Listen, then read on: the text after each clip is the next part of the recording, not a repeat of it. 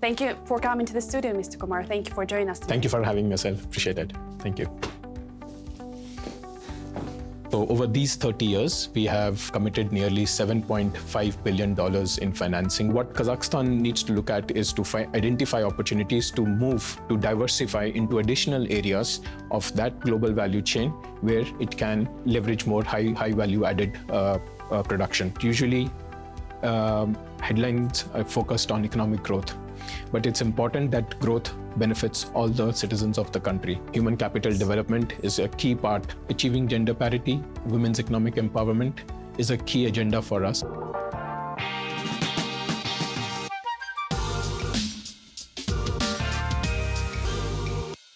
Hello everyone and welcome back to the Astana Times YouTube channel. This is your host Asiya Satubaldna, and I'm honored to have as my guest tonight Mr. Utsav Kumar, the Asian Development Bank Country Director for Kazakhstan. Mr. Kumar, thank you very much for joining us tonight in the studio. Thank you very much for having me here, Asel. It's a pleasure to be here. Thank you. We know that 2024 is a milestone for the partnership between Kazakhstan and the Asian Development Bank as we celebrate 30 years of our cooperation. If you could use just 3 words to describe this 3-decade-long journey, what would they be? So Kazakhstan joined ADB in January 1994.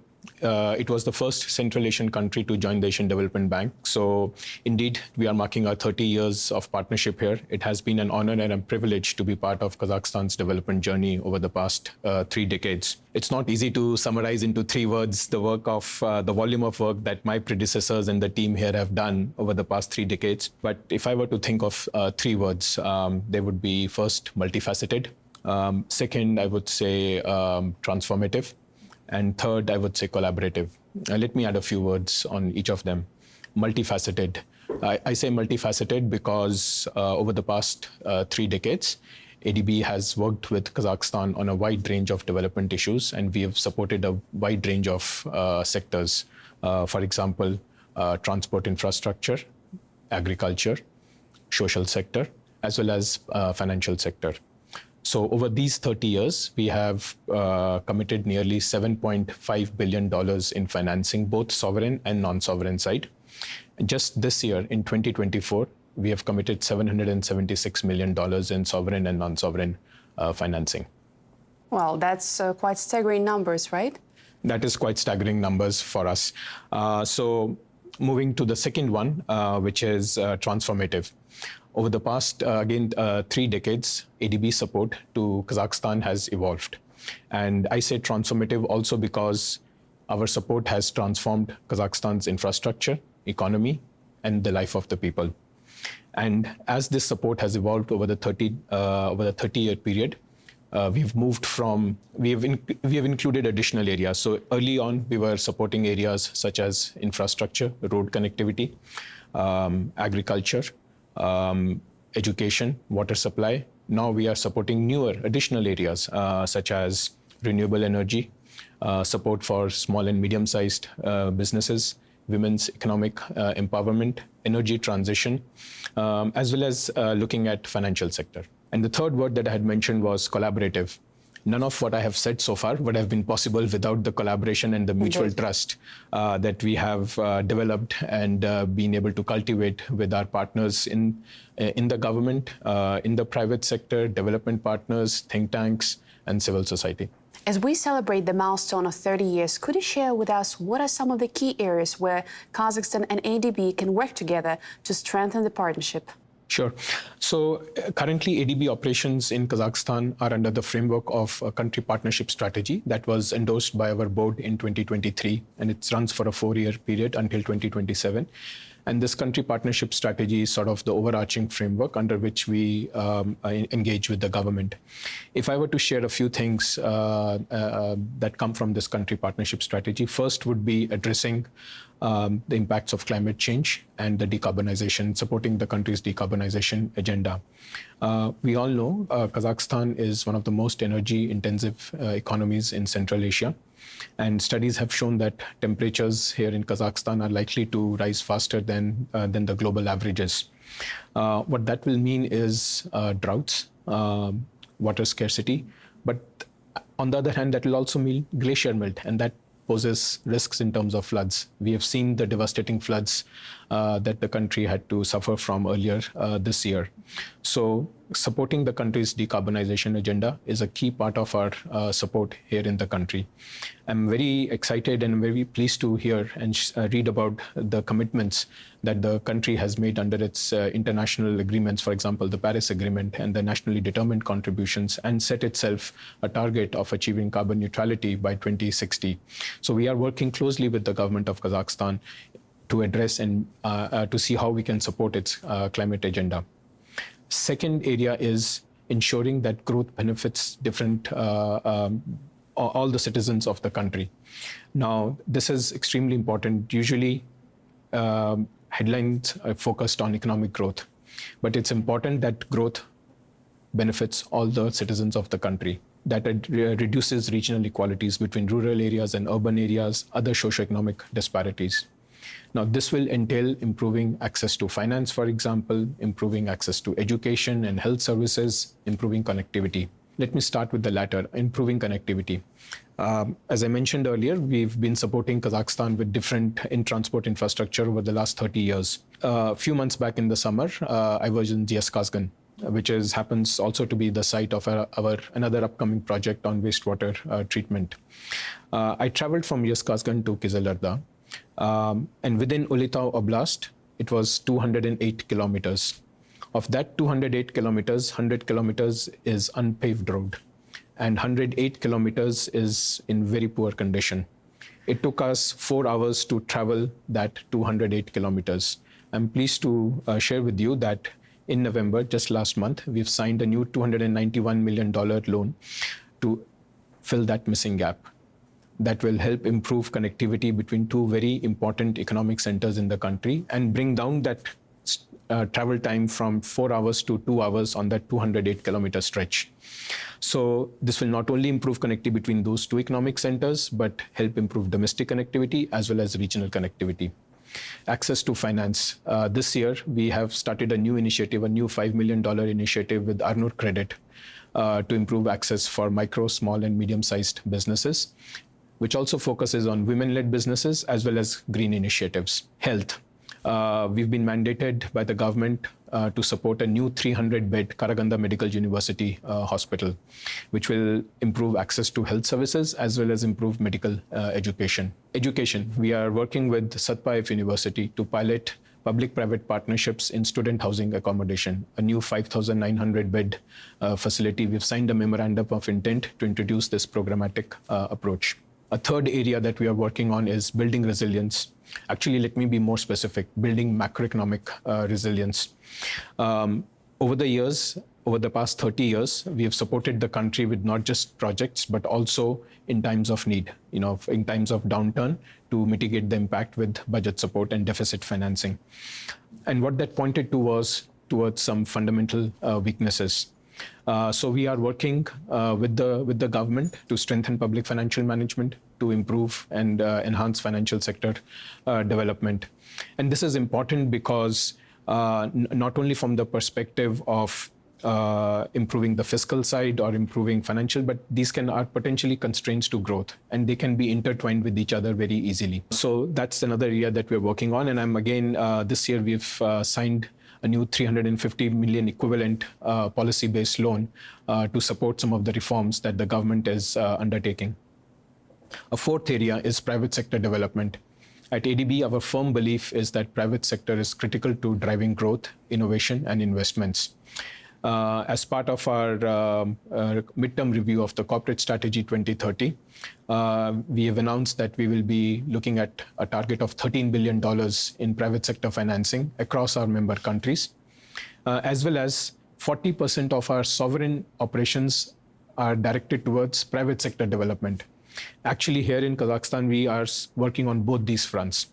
First, on private sector financing, I mentioned Arnur. We are also working with various entities in the energy sector to provide support to energy sector, as well as continuously looking for how we can further support renewable energy development. in terms of how are we supporting private sector development, I was talking about the policy-based loan. Building that macroeconomic resilience will be very critical to having a very positive business environment for investors. We are also supporting the development of a new public-private partnership law. So these are some of the areas where how we are supporting private sector development in the country. So all you've mentioned, the initiatives are very important. And, I really particularly liked what you said about that headlines usually catch, the numbers. But what is really important is the impact that it makes on the lives of us, of people, of citizens of Kazakhstan. And I particularly liked, glad about the project on the roads, because I was there myself, Kazakhstan and Utsav. And, roads are a very critical concern among citizens of Kazakhstan. So I'm particularly glad about that project as well. I've been covering the work of ADB for a while over my journalistic career, and I know all the areas that you just mentioned, and I'm very glad to hear the results of the work that you just spoke about. Now I want to focus more on the economic projections. So we know that in its September report, ADB projected 3.6% economic growth in Kazakhstan in 2024. Next year, the projection stands at 5.1%. I want to ask you, how do you think the goal that the country leadership sets, which is a 6% economic growth by 2025, is realistic and achievable? We put out our economic growth projections twice a year on two major publications, Asian Development Outlook and Asian Development Outlook Update, which is the September one that you referred to. We are continuously monitoring the situation, and we will be putting out a fresh set of projections in April. We've taken note of the commendable targets that the government has set of 6%. I think the question really in front of us is how to achieve higher growth. And not just higher growth, I would say how to ensure that that growth can benefit the population of and the citizens of Kazakhstan, and also how to make that growth resilient. So in terms of how to do that, I think we need to look at where will growth come from. Kazakhstan is a resource-rich economy. We are all very well aware of that. Over the years, what we have seen is while even today, crude oil, for example, or resources are the single largest export item in Kazakhstan's export basket, that share has come down. So there has been diversification into other sectors of the economy. Of course, we would like to see more diversification happening and less reliance on resources as we go forward.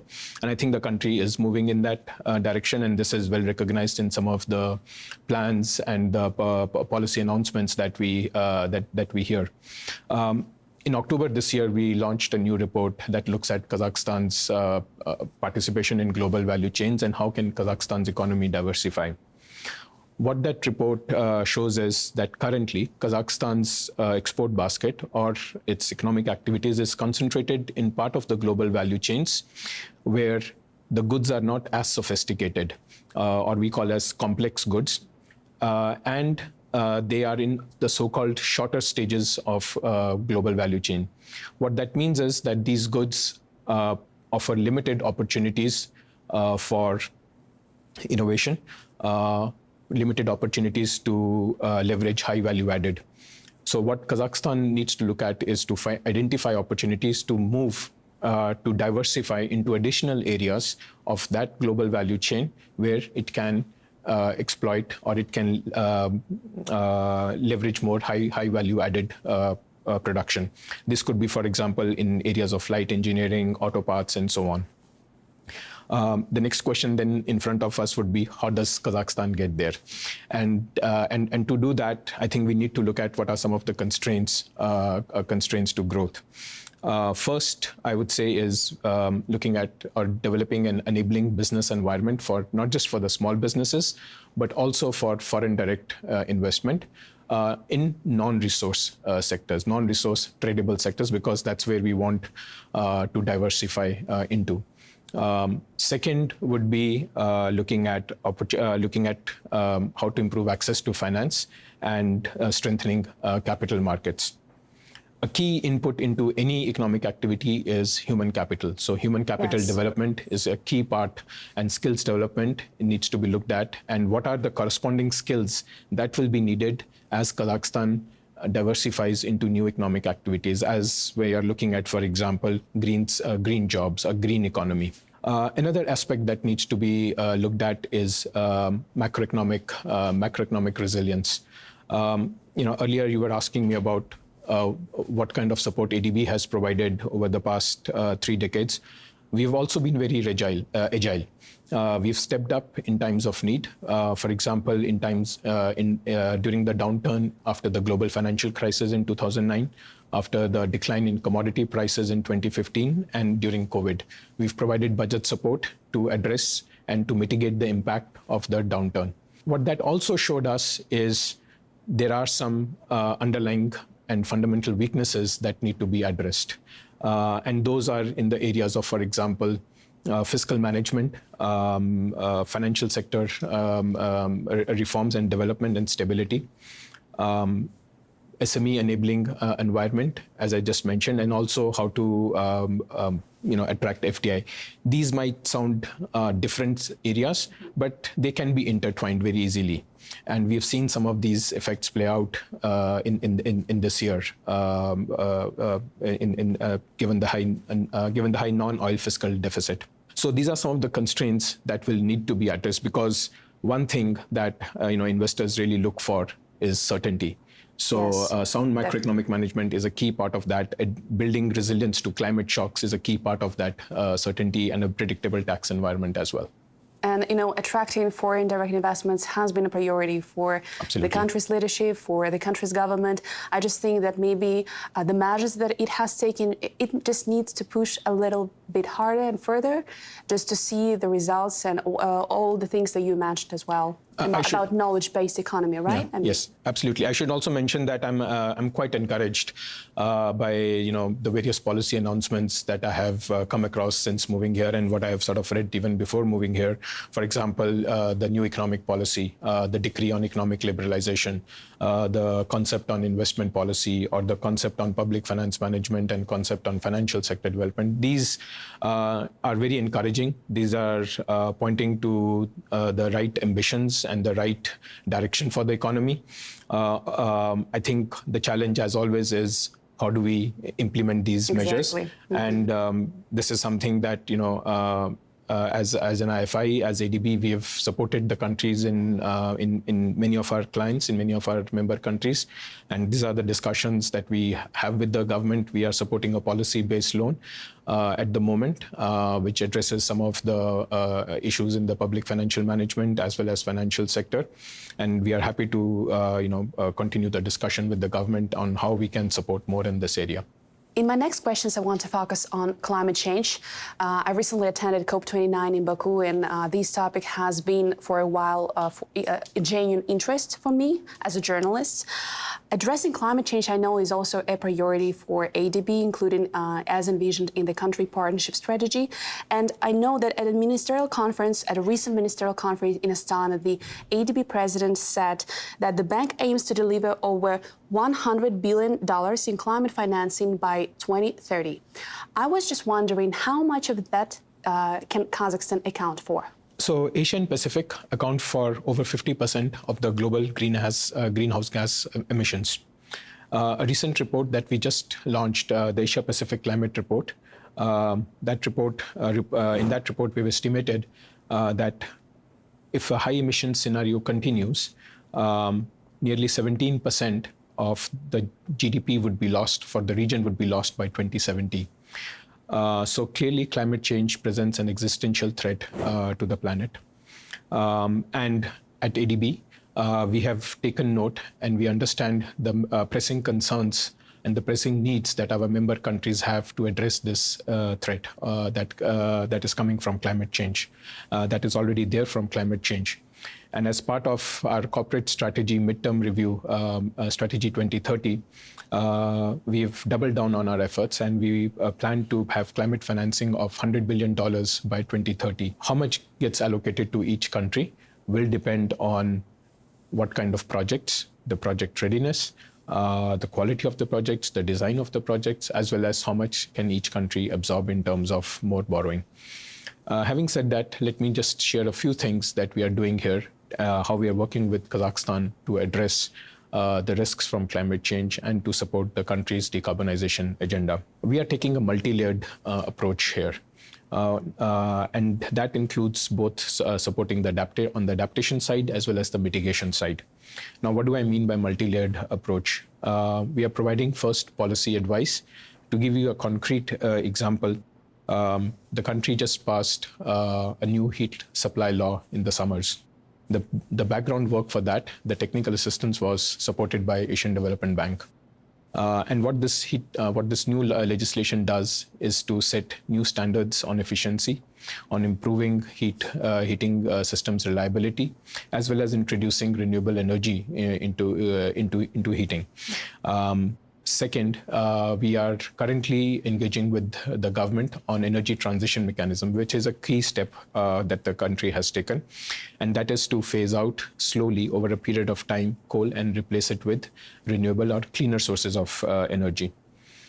We are also working with the Ministry of Energy. We've been mandated on a transaction advisory service for small hydropower plants in southeast part of the country. We've supported the Development Bank of Kazakhstan with its ESG roadmap, which was approved by its board and then subsequently led to a green bond issuance. Not only are we providing policy advice and knowledge support, we are also putting in investments. We have already invested in 2 renewable energy plants, for example, the Baikonur Solar and the MCAT. We are also looking and exploring more opportunities in the renewable energy sector.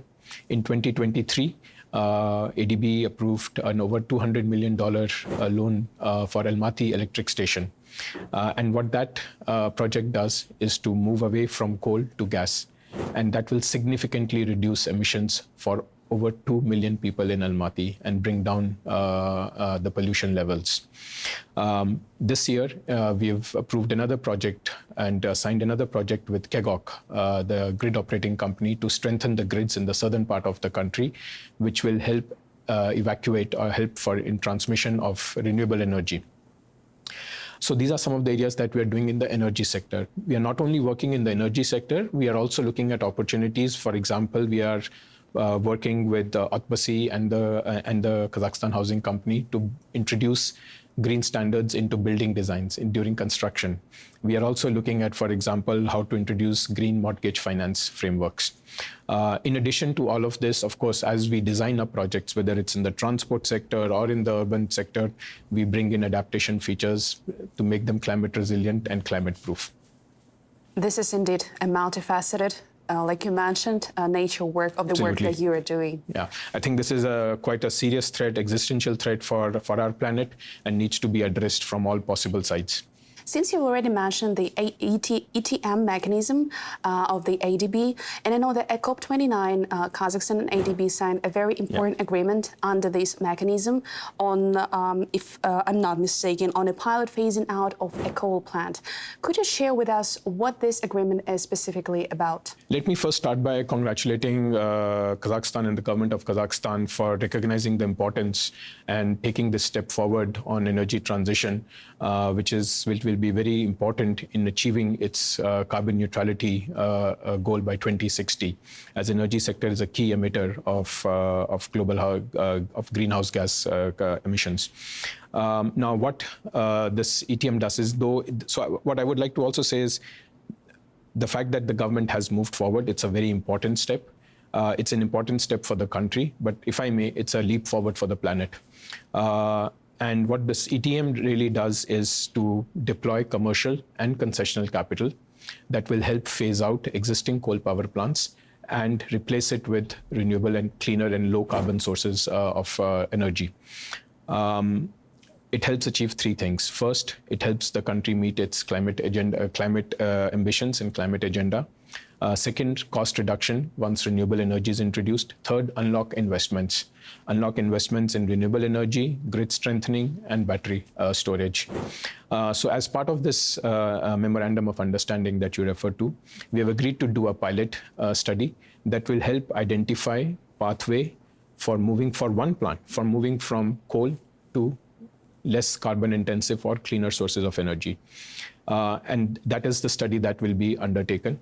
to identify what are the possible ways. And it's very important that we tailor ETM for Kazakhstan for two reasons. First, here in Kazakhstan, it is not just about electricity, but also about heating, which is very different from some of the other countries where we have worked on ETM in Southeast Asia. Another key difference is the vintage of the coal power plants. Some of these power plants are quite old. So that needs to be factored in on what kind of pathway and what kind of financing structure would ultimately be developed. Another thing that I want to highlight as part of ETM is just transition. As we talk about coal power plants, as we talk about any climate measures, there will be an impact on the local community, on the regional economy, as well as the national economy. So it's important that we understand what is the impact so that we can plan for it and we can manage as the coal power plant is phased out. And we will initiate this work in parallel with the pilot study that we are referring to under the Memorandum of Understanding. So just transition is a very important part of our work on ETM. ADB has also made strides in supporting women's opportunities in Kazakhstan, either through affordable housing programs or training centers. What are the plans of ADB to continue support the country in this effort? So first, Kazakhstan has made significant progress in achieving gender parity if you look at different indicators of education and health. And some of these actually perform beyond the regional and global averages. However, several gaps remain. Let me name a few. First, women's or female labor force participation is about 11 percentage points lower than male labor force participation rate. Second, there is still a disparity in the wages. Women earn almost 3/4 of what men earn. Third, the unpaid care work typically falls on the shoulders of women, and that leaves them lesser time for gainful employment or for their own businesses or skill development or even for leisure. Another area that is still an area of concern is domestic violence or gender-based violence. So some of these things still need to be addressed, even though significant progress has been made so far. At ADB, achieving gender parity, women's economic empowerment is a key agenda for us, is a key priority for us. And we've been supporting here that in Kazakhstan through targeted interventions and including in our project designs. Let me share a few examples. First, Umay program with Otbasi Bank that provides access to affordable housing for women. As I mentioned earlier, nearly 3,200 women have been supported through this program, and mostly in the regions. We've worked with microfinance institutions like KMF and Arnur that provide access to financing to support women-led businesses. You mentioned the Women Entrepreneur Development Center that was supported by ADB, and it provides mentorship to women entrepreneurs. Not only through these programs, but through our infrastructure projects as well. For example, in transport, they are designed to be women-friendly so that they can have access to safe, affordable transportation systems. This year, Kazakhstan has passed a new law which criminalizes domestic violence. And this law was very well received by the local population as well as the international partners. Nevertheless, concerns remain around domestic violence. This year, we've launched a new regional initiative that will help strengthen response mechanisms for survivors of domestic violence. In addition, it will look into improving the services that are needed to support the survivors, for example, healthcare, legal support, counseling, and also look at how to skill women too, so that they can look for better job opportunities also. Going forward, ADB and Kazakhstan, and we will work with Kazakhstan and our local partners to promote further gender equitable development. So Astana recently hosted a Kazakh ministerial conference, which was a milestone event for ADB. Could you share with us what are the key takeaways from that event? Yes, so Astana, as you mentioned, hosted the 23rd ministerial conference this year for CAREC. Kazakhstan was the chair of the CAREC program. It's a rotating chair, and this year Kazakhstan was the chair. Now, if I were to, as it was the ministerial conference, as it was a very wide agenda, if I were to highlight one thing that was really the front and the center of this ministerial conference, that would be climate change. So let me just focus on that to sort of share a few things. As part of this ministerial conference, a new climate change action plan was adopted by the CAREC member countries. And what that action plan does is to set out what kind of actions are needed to build resilience to climate risks. Second, to enhance water, food, and energy nexus. Third, how to reduce emissions as well as promote renewable energy. A second thing that was done as part of the ministerial conference was a new project preparatory fund was announced. It's called as the CAREC Climate and Sustainable Project Preparatory Fund. And this fund will support the development of new projects, preparation of new projects, preparation of new bankable regional climate projects for the CAREC member countries. I'm also pleased to share that this fund has been supported by a funding of $5 million and agreements were signed. This is a total funding of $5 million and agreements were signed with the government of People's Republic of China and the government of Republic of Korea for this initial funding corpus. A third thing, again related to climate change, is this green energy, a Caspian Sea Green Energy Corridor Initiative. So a memorandum of partnership was signed with governments of Uzbekistan, Kazakhstan, and Azerbaijan, as well as ADB. And ADB will be providing technical assistance to support this Caspian Sea Green Energy Corridor Initiative. As part of this memorandum, we will be providing the necessary support for developing the legal and the institutional framework needed to support the initiative. And this is, of course, will also help the green energy trade going forward. And these are very, very important initiatives. These are extremely very important initiatives here. So thank you very much, Mr. Kumar, for this insightful interview and sharing the highlights of ADB's 3-decade work in Kazakhstan. Thank you very much, Asel, for having me. It was a pleasure talking to you and sharing about what ADB operations and what we do here in the country. Thank you so very much. Thank you. Thank you.